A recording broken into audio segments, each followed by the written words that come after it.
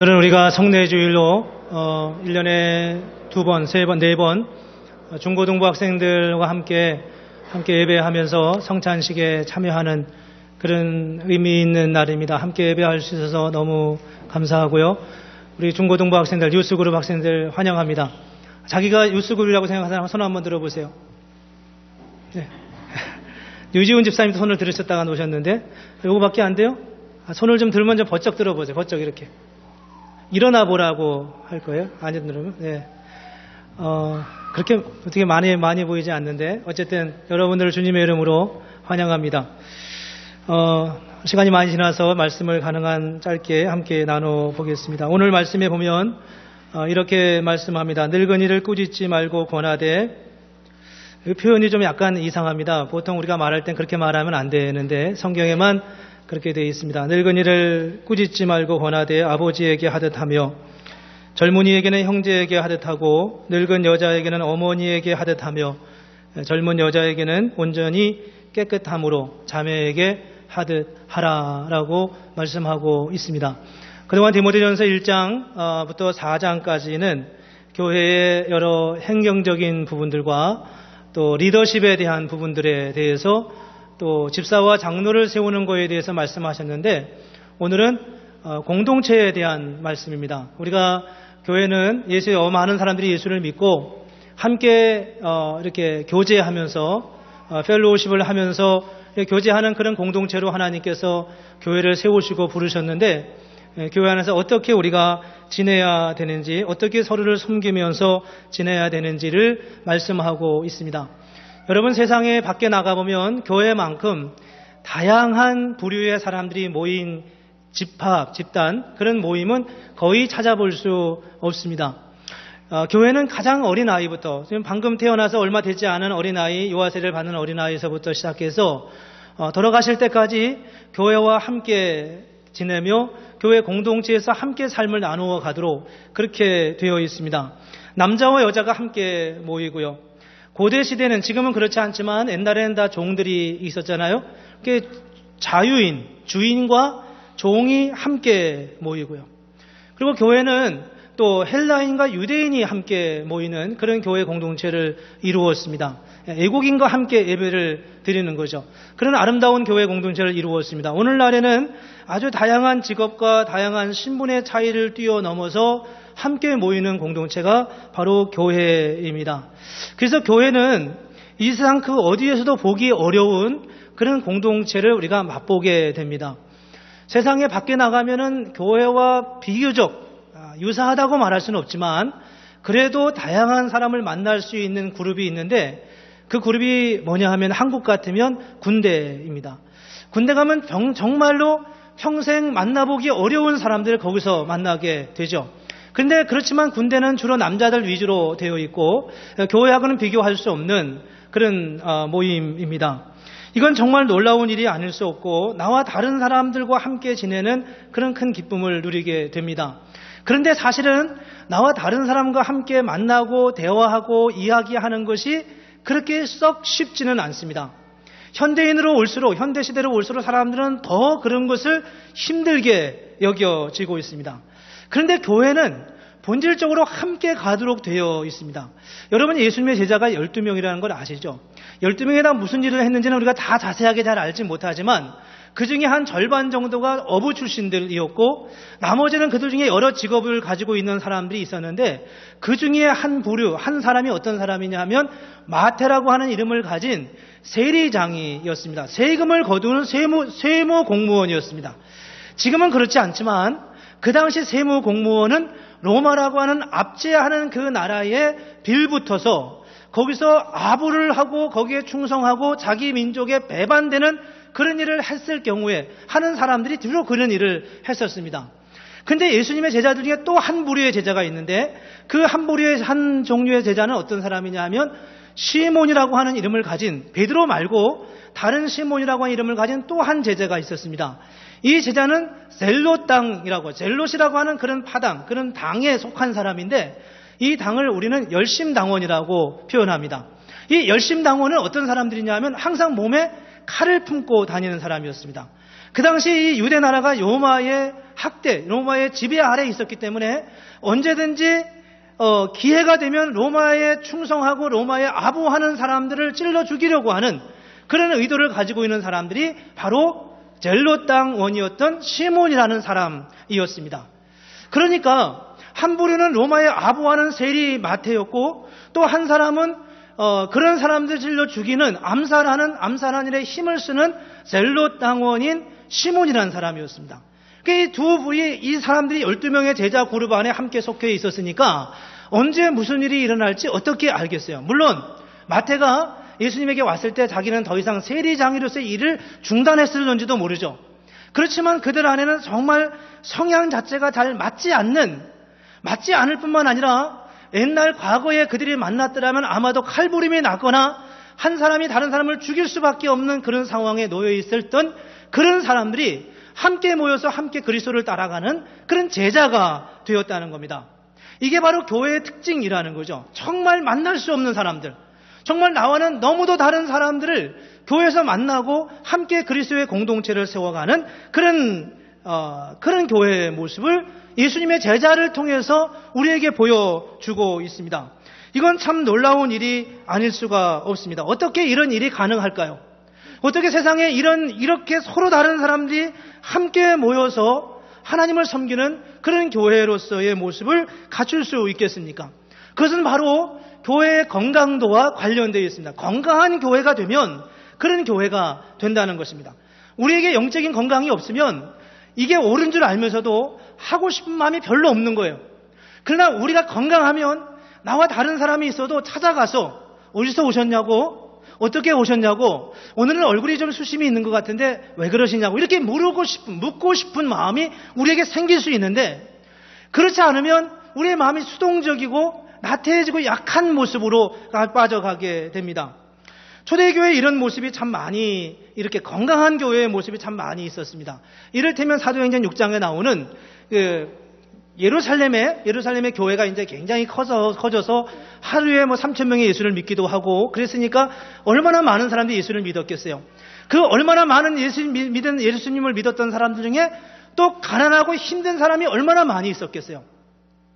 그 가난한 사람들의 대표적인 사람들이 과부들이었거든요. 그 과부들이 혼자 된, 남편을 잃어버린 사람들이 삶의 대책이 없는 상황 속에서 어렵고 힘들게 살았습니다. 그래서 교회에서 헌금을 해가지고 헌금을 걷어서 그 헌금을 그 과부들을 돕는 일을 했었습니다.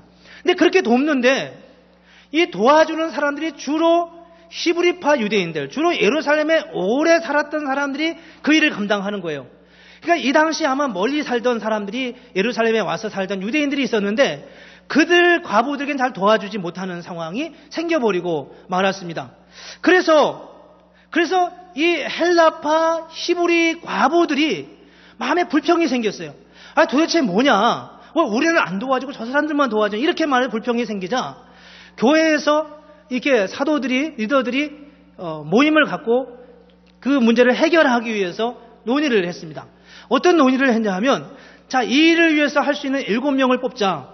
그래서 7명의 사람들을 뽑아서 그 사람이 그 일을 했는데, 그 7명의 사람들이 다 누구냐 하면 헬라 말을 잘하는, 히브리 문화에는 전혀 익숙하지 않은 헬라 말을 잘하는, 그래서 헬라파 과부들이 어떤 사람들을 잘하는 그 사람들 7명을 따로 뽑아서 그들로 하여금 그 일을 하도록 맡겨버렸습니다. 이런 갈등이 있지만 이런 갈등 속에서 그런 일을 감당하게 했던 그런 모습을 볼 수 있습니다. 사실 이런 모습은 개인적으로도 마찬가지입니다. 개인적으로도 우리 안에 건강한 사람은 항상 다른 사람에게 가까이 가고 싶은 마음이 있죠. 우리가 교역을 편성하다 보면은 되게 이제 비슷한 사람들끼리 이렇게 만나고 싶어 합니다. 학교에서 일하시는 분들, 학교에서 일하는 분들끼리, 또 밖에서 비즈니스를 하시는 분들, 비즈니스 하시는 분들끼리. 이렇게 만나야 대화의 소재가 있다는 거예요. 근데 사실 우리가 건강한 사람은 그렇지 않다는 거예요. 다른 사람에게 늘 관심을 가지고 있는 거예요. 저런 직업을 가지고 있는 사람은 어떻게 살까? 이렇게 관심을 갖는 거죠. 비즈니스 하시는 분들은 저 비즈니스 하는 집사님은 도대체 돈을 얼마나 벌까? 이런 관심을 갖는 거죠. 학교에서 공부하시는 분들은 무엇을 공부하고 무엇을 연구하는가? 맨날 뭐 세포에다가 먹을 것을 주고 자라가게 해가지고 뭐 어떻게 한다는데 도대체 그게 어떻게 하는 거야? 묻고 싶고 질문하고 싶은 거예요. 그런데 몇 마디 하다가 잘 못 알아들으면 부담이 되죠. 그래서 가까이 가고 싶지 않은 그런 마음이 우리에게 되는 겁니다. 그런데 건강한 사람은 그렇게 하지 않고 자꾸 묻고 알고 싶고 내가 무엇을 위해 기도해 줘야 하는지를 알고 묻고 싶고 이렇게 말하는 거예요. 우리 교회에 공군 조종사 파일럿 하신 분이 계십니다. 통역하고 계신 오늘 통역에 문제가 있는 것 같아요. 근데 오시면 이제 제가 오셨을 때 처음 그런 걸 질문하고 싶었어요. 파일럿 비행기 타면 어떠냐고요. 뭐 그냥 비행기가 아니잖아요. 몇 번 물었는데 아니 나이든 목사가 자꾸 그거 묻는 것도 좀 쑥스럽고 이러니까 못하는 거예요. 더 이상. 그 기분이 어떨까 이렇게 묻고 싶은데 우리 안에는 어린아이의 마음이 있다고요. 묻고 싶은 거예요. 근데 우리의 체면과 우리의 그런 생각들이 더 이상 질문할 수 없게 만들어 버리고 말아옵니다. 그래서 나중에는 결국 할 말이 없으니까 가까이 가기 어려운 그런 삶이 되어버리고 말입니다. 그런데 문제는 어떤 교회는 그것을 의도적으로 같은 사람들끼리 모아 놓습니다. 우리 교회는 이런 사람들만 왔으면 좋겠다 이렇게 생각하고 자꾸 그렇게 방향을 끌어가는 겁니다. 건강하지 않은 모습이라고 생각돼요. 다음 주일에는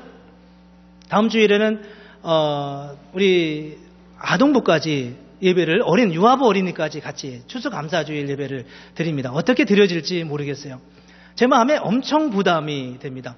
벌써 여기 있는 친구들도 자꾸 딴짓하고 지금 잘 못 알아듣으니까 이러고 있거든. 근데 어린아이들이 오면 이게 얼마나 부담입니다. 설교는 빨리 맞춰야 되는지 계속 해야 되는지 이런 부담이 우리에게 있는 거죠. 그런데 교회의 모습은 그런 한계를 뛰어넘어서 함께 마음을 모아가는 그런 교회 공동체가 되는 것입니다.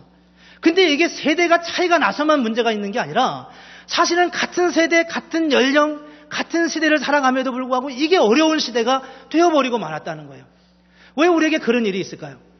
오늘 이제 디모데 전서는 이렇게 말하고 있습니다. 1장부터 여러 가지 교리에 대한 말씀들을 쭉 하고 있다가 오늘 들어서 이제는 교회 공동체가 여러 사람들이 모인 교회 공동체가 어떻게 하나의 공동체로 함께 갈 것이냐 이거에 대해서 지금 말씀하고 있습니다. 두 가지를 함께 생각하려고 합니다. 하나는 복음 위에 세워진 교회가 되는 것입니다. 복음 위에 세워진 교회. 복음 위에 세워진 교회. 복음이 뭔가요? 복음이요. 복음이란 우리가 본래 죄인이었는데 그래서 하나님의 진노 아래에 있었던 자들인데 예수 그리스도께서 우리를 위해 십자가에 달리셔서 우리를 대신해서 십자가에 죽으심으로 우리가 받아야 할 하나님의 진노를 대신 받았다는 거예요. 예수님께서. 그게 십자가잖아요. 예수님이 우리가 받아야 할 진노를 대신 받으신 거예요. 하나님이 우리를 물론 사랑했죠. 사랑했습니다. 그러나 진노를 폐하하셨느냐? 그렇지는 않습니다. 우리가 받아야 할 진노를 다만 다른 쪽에다 쏟아 부으신 것이지 우리에게 부어야 할 진노를 취소하신 게 아니라는 겁니다. 하나님은 여전히 그 진노를 쏟아 부으신 거예요. 다만 우리에게만 붙지 않았을 뿐이고 다른 예수 그리스도에게 그 진노, 당신의 아들에게 진노를 쏟아 부은 것뿐입니다. 여전히 우리는 하나님의 진노 앞에 서 있는 그런 죄인이라고 하는 것을 부정할 수가 없다는 겁니다. 우리가 예수를 믿습니다. 복음을 믿죠. 복음이란 무엇인가요? 복음이란 복된 소식입니다. 기쁜 소식입니다. 어떤 기쁜 소식이냐면 하나님께서 예수 그리스도를 통해 우리를 죄와 사망에서 구원하셨다는 겁니다.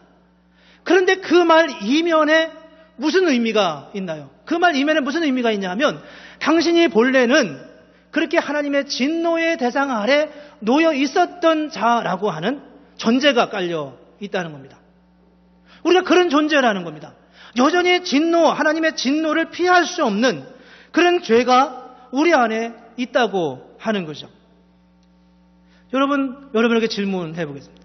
여러분이 정말 그런 하나님의 진노 아래 있는 그런 사람들이라고 그렇게 스스로 생각하고 있습니까? 어제 네 분의 세례받고 입교하시는 분들 문답을 했습니다. 믿음을 확인하는 어떻게 예수를 믿는지. 그래서 이 이야기를 하면서 이 말씀을 전하면서 여러분들이 정말 하나님의 진노 아래 있다는 것을 믿냐고. 그러니까 이분들이 이렇게 대답을 해요. 내가 죄인인 것을. 네 분이 다 공이 비슷하게 대답을 하셨습니다. 내가 죄인인 것은 안다.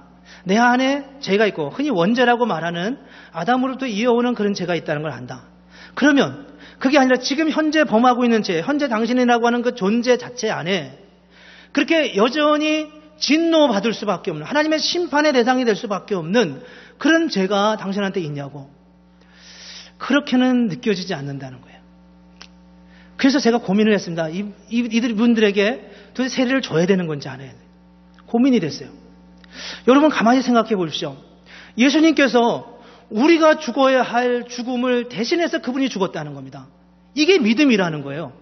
그러면 그 말의 의미는 여전히 나는 죽을 죄가 나에게 있다고 하는 것 아닙니까? 물론 용서는 받았지만 여전히 내 안에는 그런 죄가 있다는 거죠.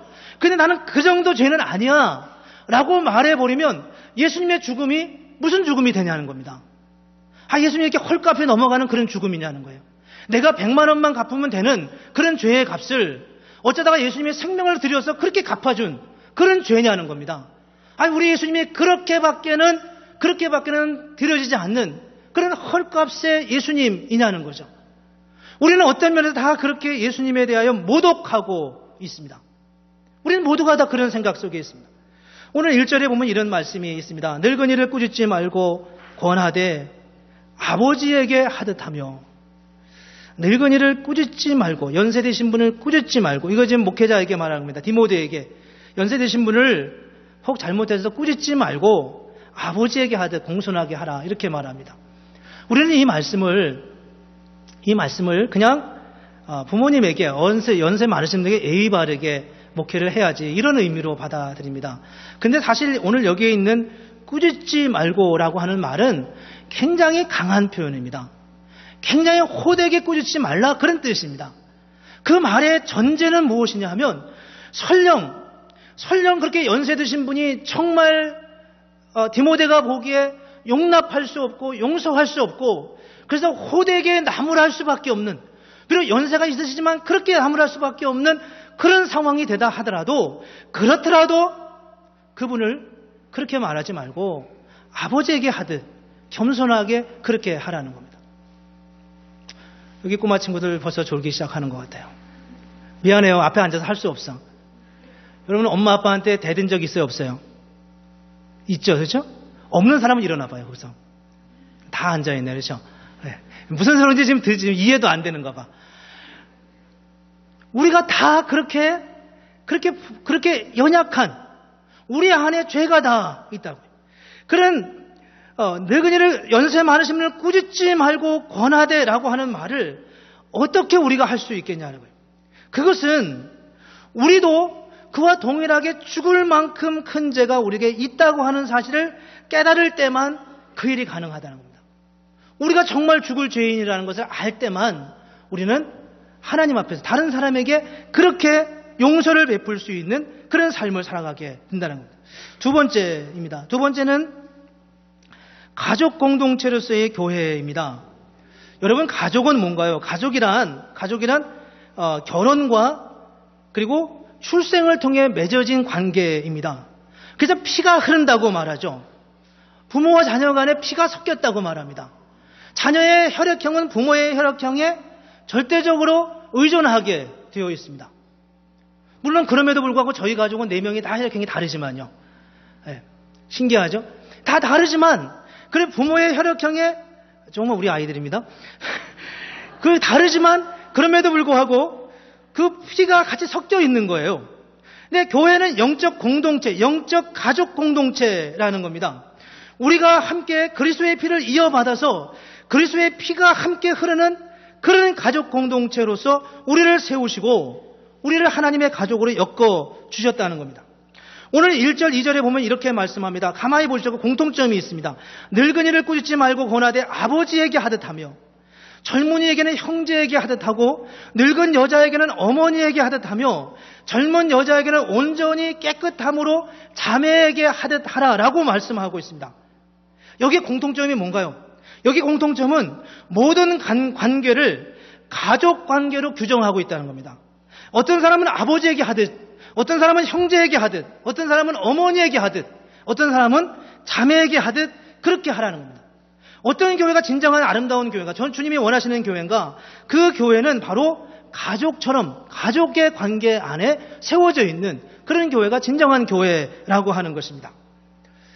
미국에 와서 미국에 있는 미국교회와 미국 안에 있는 한인교회 혹은 한국에 있는 한인교회와 두드러지게 다른 점이 있는데 그 중에 하나가 뭐냐면 호칭의 문제입니다. 호칭. 미국 교회들은 대부분 그런 것 같아요. 이렇게 뭐 집사가 되고 장로가 되고 이래도 여전히 이름을 부르죠. 그리고 뭐 미스터, 미세스 뭐 이렇게 부르죠.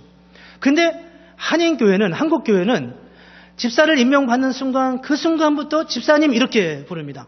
장로가 되면 장로님 이렇게 부르죠. 장로님이 되셨는데 집사님 이러면 아주 큰 결례가 되어 버리는 겁니다. 뭐 그러면 한 달이 지나고 두 달이 지나도 그렇게 버리면 뭐 그 사람은 벌금도 물고 막 그래요. 한국 교회는 이렇게 해요. 이 이름 습관을 고치려고 이제 물론 그러는 거죠. 재미있게. 그렇지만 그 이면에는 그 직분이 호칭이 됨으로 인하여서 교회가 조금 가지고 있는 어려움이 있습니다.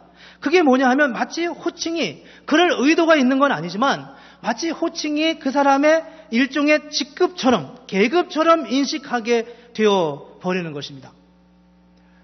우리가 그런 걸 여러 군데서 볼 수 있어요. 우리 교회는 이제 연초가 되면 집사를 임명하거든요. 집사는 1년 동안만 하고 그 다음에 또 계속 집사가 되려면 또 임명을 다시 해야 됩니다. 근데 한 번 집사를 임명을 받으면 그 다음에도 여전히 계속해서 집사님이라고 불러줍니다. 그 다음에 보통 집사가 아닌 분들에게는 성도님 이렇게 부르잖아요. 그리고 조금 더 나이가 젊으신 분들은 형제님 이렇게 부르고요. 더 어리면 뭐 말을 이제 이름을 부르겠지만요. 이렇게 불러합니다. 그런데 1년 동안 집사로 임명해서 섬기다가 그 다음에 여러 가지 이유들로 개인적인 사정이든 교회적인 사정이든 여러 가지 이유들로 인해서 집사 임명이 되지 않았는데도 불구하고 그 다음에도 여전히 집사님이라고 불러요. 우리가 뭐 그게 문제가 있다는 것은 아닙니다. 그러나 우리는 못내 조심하면서 그분에게 성도님이라고 말하지 못한다는 거예요. 왜 그러냐 하면 마치 그것이 직급처럼 여겨지기 때문입니다. 그런 인식이 우리에게 있기 때문이라는 거예요. 여러분 성도라는 말은 무엇인가요? 영어로 세인트라 그러잖아요. 세인트는 우리가 말하면 성인이라고 말하죠. 성인하고는 좀 다른 의미지만 성도는 거룩할 성자 무리도자에서 여러 사람들을 가리키는 의미이기도 하지만 어쨌거나 그런 성도라고 하는 말은 굉장히 거룩하고 아름다운 용어입니다. 근데 현실 교회는 어떻게 하냐면 집사가 아닌 사람을 성도로 부르는 게 되어버리고 말았어요. 그러다 보니까 미안하니까 서로가 다 집사라고 불러주는 거예요. 어떨 때는 세례를 안 받은 사람도 집사가 되어 있더라고요. 목사가 임명한 적이 전혀 없는데도 그분이 집사님이 되어 있는 거예요. 왜 이런 일들이 우리 가운데 일어날까요? 집사 인플레이션이 되어버리고 말습니다. 그래서 그것이 고민스러웠습니다. 어떻게 하면 우리가 교회가 교회답게 새롭게 가족 공동체로 세워져 갈 수 있을까 하는 생각입니다. 그래서 제가 가만히 한동안 고민을 해봤습니다. 가만히 살펴보니까 여자 성도님들은 가끔 그렇게 부르시더라고요. 언니 이렇게 부르시더라고요. 언니. 그것도 괜찮을 수 있을 것 같다. 그런 생각이 듭니다. 남자분들은 뭐 형 혹은 형님 이렇게 부르더라고요. 그것도 괜찮을 것 같은데 여자분들이 언니 이렇게 부르는 건 괜찮은데 남자들이 형님 이렇게 부르면 남자들은 계급 사회에 민감하기 때문에 그게 벌써 어떤 계급의 의미를 갖게 되는 것 같아요. 어떻게 하는 게 좋을지 모르겠습니다. 여기 대학부 학생들 있는데 대학부 학생들의 그 1년 연수에 따라서 여러분들의 사이에 오는 그 긴장감이 얼마나 큰지 나는 알고 있어요. 감히 잘못 말하면 크게 나는 거예요. 그래서 뭐 빠른 몇 이런 얘기도 하고요. 나는 85년생이긴 하지만 빠른 85다. 나는 84에 준하다. 이걸 굳이 강조할 수밖에 없는 이유가 뭐예요? 그게 계급이기 때문에 그렇습니다. 그래서 미국에서 태어나고 한국말을 비교적 잘하는 사람임에도 불구하고 잘하는 학생들이 한인 공동체에 잘 오기 힘들어하는 이유가 그런 거에 대한 불편함 때문입니다. 제가 오늘 말씀을 나누는 것은 무엇을 답을 주자는 게 아닙니다. 하나의 문제를 던지고 싶은 겁니다. 어떻게 해야 교회가 정말 가족 공동체로서 그렇게 세워져 갈 수 있는가? 좋은 서로 부를 수 있는 호칭이 생기면 그것도 좋고요. 그게 문제가 아니라 우리의 마음의 문제다. 정말 사랑하며 정말 하나가 되는 그런 공동체가 되는 거다라고 생각하면 그렇게 힘쓰고 애쓰는 것도 물론 옳습니다. 근데 우리의 언어와 우리의 생각 속에 우리의 표현 속에 이미 깊이 뿌리내어 있는 계급의식이 우리 안에 담겨져 있습니다. 오늘 본문에 보면 연세 많으신 어르신을 아버지처럼, 젊은 형제를 젊은 남자 성도를 형제처럼, 연세 많으신 여자분을 어머니처럼, 그리고 젊은 여자분을 자매처럼 그렇게 대하라고 말씀하고 있습니다. 이 안에는 친밀함과 서로에 대한 존중하는 의미가 그 안에 충분히 담겨져 있는 그런 용어와 그런 호칭으로 교회를 세워갈 것을 이 내면 안에 오늘 우리에게 말씀하고 있습니다. 교회가 하나님의 복음을 세워가고 복음을 전하고 더 많은 사람들이 예수를 믿는 과정 속에서 우리가 가지고 있는 이런 호칭과 그 호칭의 이면에 깔려있는 계급의식이 사람들로 하여금 교회의 발걸음을 들여들어오는 것을 막아버린다면 우리가 복음의 장애인이 되는 것, 장애물이 되는 것 아니겠습니까? 차라리 그 연약한 소자를 주님 앞에 돌아오는 것을 막아버리면 내가 연자맷돌을 목에 메고 바다에 던지우는 게 낫다라고 말씀하시는 그 예수님의 무서운 명령을 우리가 지금 피해 나갈 방법이 없게 되는 것이라는 겁니다. 어떻게 우리가 이 일을 해야 할지 함께 기도하며 함께 고민할 수 있으면 좋겠습니다. 그리고 정말 주님이 원하시는, 정말 하나님이 원하시는 그런 아름다운 교회로, 그런 복된 교회로 세워져 가는 그런 은혜가 있어서 정말 우리가 아직 천국은 가지 않았지만 내가 천국에 가면 그 천국이 어떨는지는 알지 못하지만 적어도 여기가, 적어도 우리가 살고 있는 이 자리가 천국의 한 단면을 나는 본 것 같다. 이렇게 말할 수 있는, 그렇게 고백할 수 있는 그런 교회가 돼야 하지 않겠습니까? 우리 가운데 그런 은혜가, 그런 복된 교회를 만들어가는 그런 은혜가 있기를 주님의 이름으로 축복합니다. 기도하겠습니다. 거룩하신 하나님,